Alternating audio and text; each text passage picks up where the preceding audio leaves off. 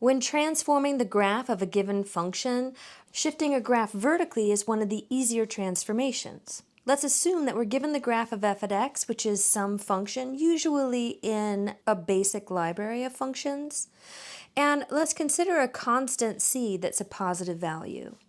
If we take that c value and add it to what I'll refer to as the outside of the function, that's going to affect the graph by shifting it up c units. If we take that quantity and we subtract it from, again, referring to this as the outside of the function, it's going to shift the graph of f down c units. Essentially, when we have something added or subtracted to a function value, we're adding to a y value, and we're going to be manipulating the y values of ordered pairs in a logical way. When we see a plus c, we're going to move that function up. When we see a minus c, we're going to move that function down.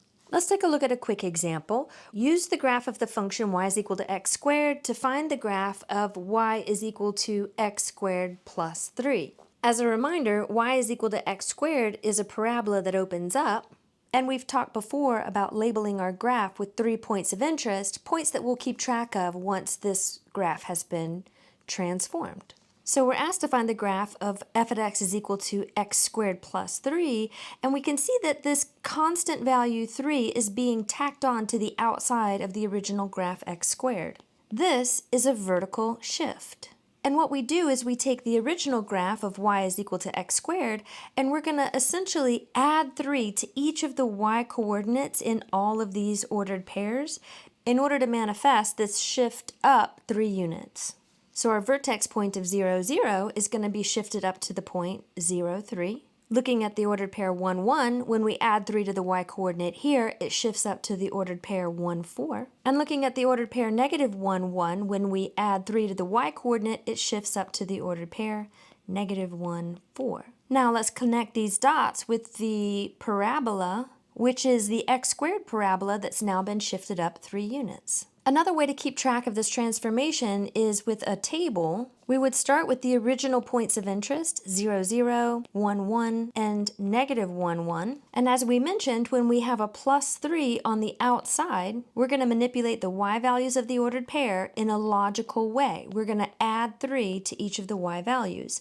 So in order to get from the original graph y is equal to x squared to the transformed graph of y is equal to x squared plus 3, we take each of these ordered pairs and we literally add 3 to the y values. When we do that, we get the ordered pair 0, 3.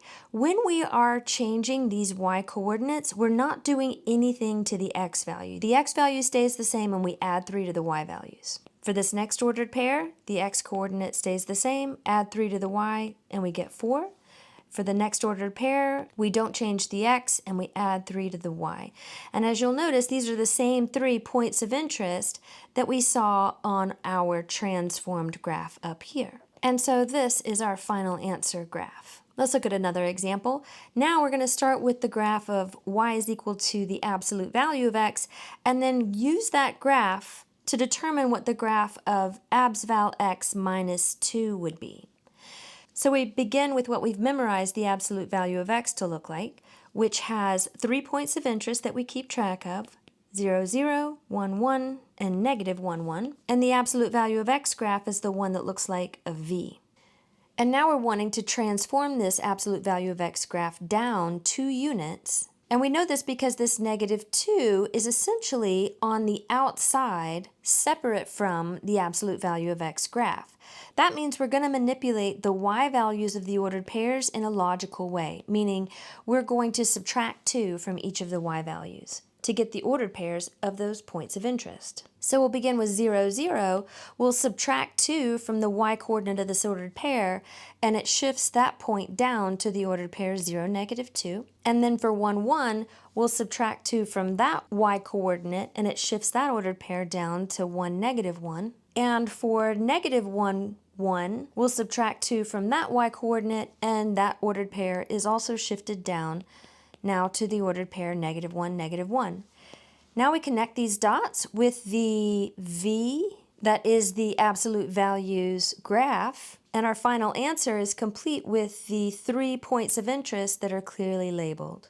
Again, we could keep track of our points of interest on a table if that's easier. We would begin our table with the 3 original points of interest, -1, 1, 0, 0, and +1, +1. Now, we are going to subtract 2 from that absolute value of x graph, and when we have a 2 subtracted on the outside, that means to get the new points of interest, we're going to subtract 2 from the y coordinates. So for the first ordered pair, we have the x coordinate, which does not change, and we subtract 2 from the y value, so that takes me down to -1, -1.